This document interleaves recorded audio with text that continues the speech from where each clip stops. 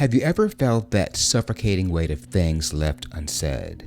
Maybe a massive chapter of your life ended abruptly, completely out of nowhere. It's paralyzing. You know you need to be ready for the next act, but you're just completely stuck in the ending of the last one. If you're a high achiever, you know this feeling. You're used to driving outcomes and charting the course of your life and your career. You expect to be in control, but you end up haunting your own life, stuck in the rumination of past mishaps. If you feel like you're struggling with the heavy weight of regret and you feel like the ghost of what could have been haunts your every move, stay with me. Let's talk about the rumination of regret, the Zeigarnik Effect.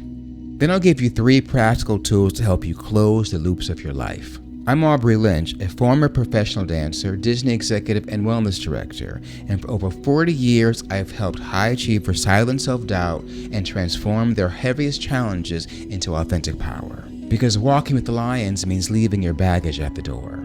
Welcome to Season 6 of Roar. In our last episode, we talked about the director's cut and having the courage to radically edit your life by cutting out the parts that no longer serve you. But what happens when you make the cut? What happens when the show closes? In the theater, closing a show is a profound, deeply spiritual experience. You spend months, sometimes years, living alongside a cast. You bleed together, sweat together, and breathe as one. But eventually, even the most beautiful run has an ending. When closing night comes, there's grief, yes, but there's also a ritual called the strike.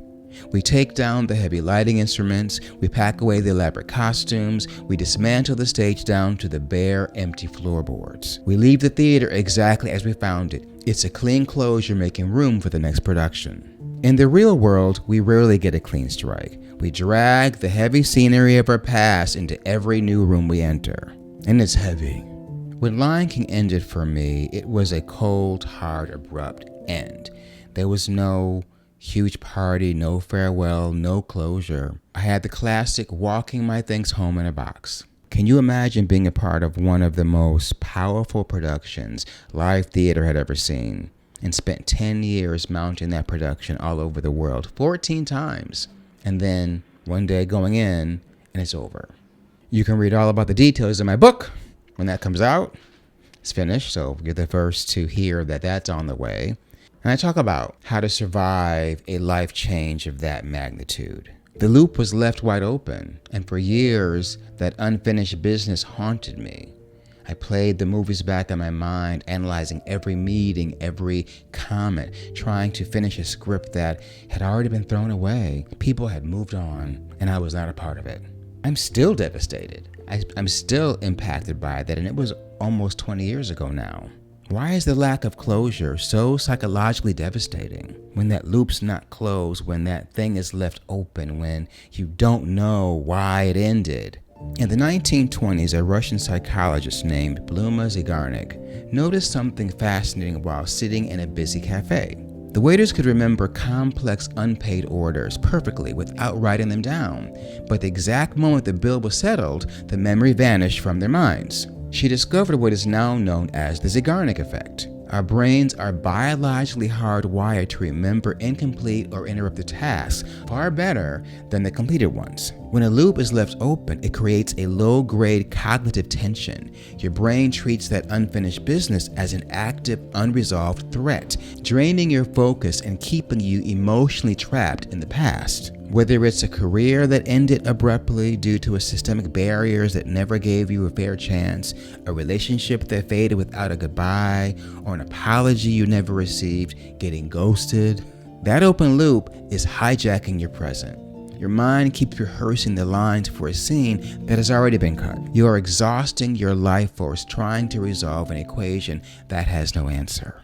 If you don't want to carry that heavy scenery into your next production, you have to learn how to strike your own set. In just a moment, I'm going to share a brilliant evidence-based cognitive strategy that proves you do not actually need the other person's participation to close an emotional loop and finally find peace. You can do it on your own.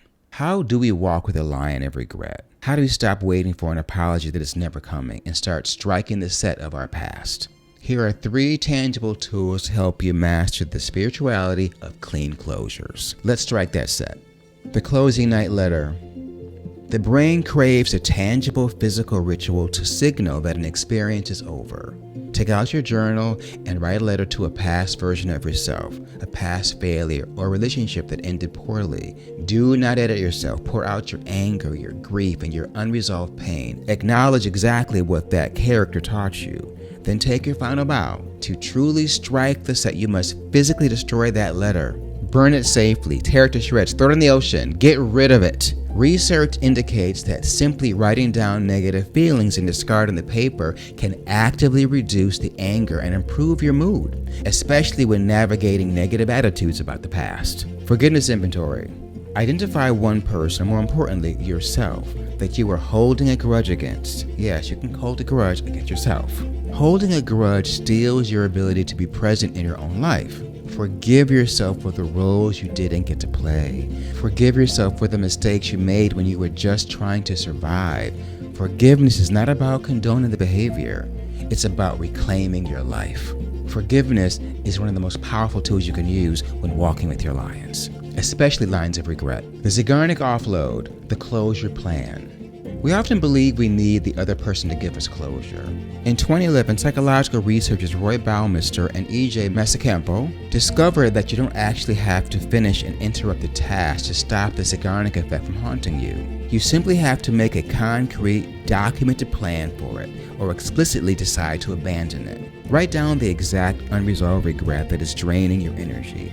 Then make a conscious, documented decision. Say out loud, I am consciously choosing to leave this loop open and I am officially walking away. Now when you say it, you must believe it. If you do so, externalizing the choice signals to your brain that the loop is managed. The cognitive tension releases instantly because you have taken your power back. You close that loop for real in yourself and the brain responds. But you gotta believe it when you say it. Acceptance is the ultimate closure when a loop cannot be tied. Sometimes the most powerful closure is understanding there will be no closure. Once you accept that, you are free. It doesn't make the pain go away of whatever happened, but it does release your brain from the ruminating thoughts you have around past regrets that cannot be resolved. Mastering closure prepares you for the ultimate realization. What you leave behind matters more than the applause. In our next episode, we're going to explore the encore, legacy beyond the performance. We'll discuss how to shift from success to significance, ensuring that your life's work serves the tribe long after you've left the room. Please hit that like and subscribe. One planet, one tribe, one world, one love.